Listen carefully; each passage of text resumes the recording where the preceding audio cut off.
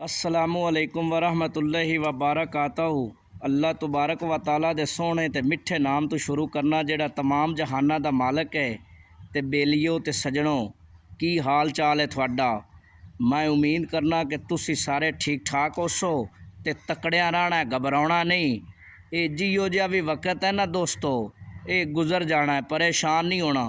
तो चलो अज दी कहानी दा आगाज़ करने हैं। कहानी सुनाउण तो पहले मेरे चैनल नू सबसक्राइब भी कर लेना है, लाइक भी करना है, तो घंटी वाले बटन नू लाजमी दबा लेना है। तो चलो अज दी कहानी दा आगाज़ करने हैं। गल बात कुछ इस तरह है कि किसी कस्बे दे अंदर एक बंदा हुंदा है ते उनकी शादी हो जाती है। जदों उनकी शादी हो जाती है ना, तो अल्लाह की करनी ऐसी होंदी है कि उनकी बीवी मर जाती है। जदों उनकी बीवी मर जाती है ना, तो दूसरी शादी करवा लेंदा है। जदों दूसरी शादी होंदी उनकी दूसरी बीवी भी मर जाती है। तो जदों दूसरी बीवी मर जाती है ना, वो फिर करवा लेंदा है तीसरी शादी। तो जदों तीसरी शादी करवाउंदा है ना, तीसरी बीवी भी उनकी अल्लाह नू प्यारी हो जाती। तो जदों अल्लाह नू प्यारी होंदी है ना, उत्थों दे जिहड़े लोग ने, जिहड़ियां औरतां ने, वो तो बड़ियां डर जांदियां ने ते उनदे नाल मजीद कोई शादी करवाउण वास्ते राज़ी नहीं होंदियां।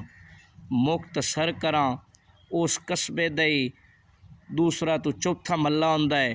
उत्थे एक बीबी होंदी है ते उनदी भी पहली शादी होंदी है ते उनदा जिहड़ा बंदा ते घर वाला है ना, वो मर जांदा है। जदों मरदा है ना, वो शादी करवा लेंदी है दूसरी। जदों दूसरी शादी करवाउंदी उनदा दूसरा बंदा भी अल्लाह नू प्यारा हो जाता है। जदों दूसरा बंदा भी उनका मर जाता है तो वह शादी करवा लेंदी है तीसरी। जदों तीसरी शादी करवाउंदी है ना, तो उनका तीसरा बंदा भी मर जाता है। मुख्तसर उस महल्ले दे विच भी हाल हाल ते दुआइयां पाई जांदियां ने कि जिहड़ी है बीबी है ना, ये बंदियां दा सिर लई जाती है, ये बंदे मुकाई जाती है। तो वह गल उड़दी उड़ांदी जिहड़ी है ना, उस दूसरे महल्ले ते पहुँचदी है। तो उस महल्ले की गल उड़दी उड़ांदी उस महल्ले ताईं। तो उत्थों दे जिहड़े बजुर्ग ते सियाणे ने ना, कोई चार बंदे उदू उठते ने ते कोई चार बंदे उदू उठते ने। वो आपस दे विच सलाह मशवरा करके ना उन्हां दोवां दा रिश्ता तय कर देंदे ने। ते जदों रिश्ता तय कर देंदे ने ना, ते उन्हां दी बरात दा टाइम आ जांदा है। बरात वग जाती है। जदों बरात वग जाती है तो उस बीबी नू कुड़ी बना के घर ले आउंदे ने। तो हुण जिहड़ी वो रात हुंदी है ना, वो रात अजीब ही रात हुंदी है। जिहड़ियां औरतां ने उन्हां नू भी बड़ी बेचैनी है, जिहड़े बंदे ने उन्हां नू भी बड़ी बेचैनी है कि पता नहीं होना की है, बंदे दा रड़ा निकलना है या बीबी दा रड़ा निकलना है। मुख्तसर बंदे भी बड़े परेशान ते औरतां भी बड़ियां परेशान। ना रात नू बंदे सौंदे ने ते ना रात नू बीबियां सौंदे ने। वो रात उन्हां सारियां दी एवें ही गुजर जाती है। तो जदों गुजर जाती है ना, तो सुबहों बड़े बेचैनी नाल इधे उधे टहल रहे होंदे ने भी हुण पता लगे भी बनया की है, किंदा रड़ा निकलिया है, किंदा सिर गया है।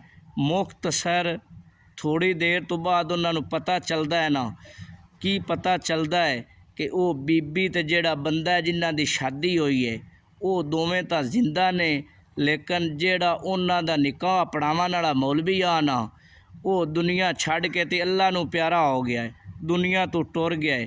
तो दोस्तों, इस गल करन दा मकसद ये है, कोई भी गल होवे उनका कोई ना कोई मकसद ज़रूर हुंदा है। तो इनका भी मकसद ये है कि इंसान सोचता तो कुछ है लेकिन होना कुछ हुंदा है। इस वास्ते जिहड़ियां अपनियां सोचां ने, अपनी सोच है, उन्होंने अच्छा बनाओ। अगर असी अपनी सोच नू अच्छा बनावांगे तो जिहड़ा साडा आउण वाला वक्त है ना, वो अच्छा गुजरेगा। अगर असी अपनी सोच नू अच्छा नहीं ना बनाउंदे तो जिहड़ा आवन वाला वक्त है वो साडे वास्ते बुरा होएगा। तो वो सियाणे भी आखदे ने भी अगर बंदा चंगे काम करेगा ना, तो उनका दुनिया ते भी उन्होंने इज्जत मिलेगी, अपने इलाके विच भी उनकी इज्जत होएगी।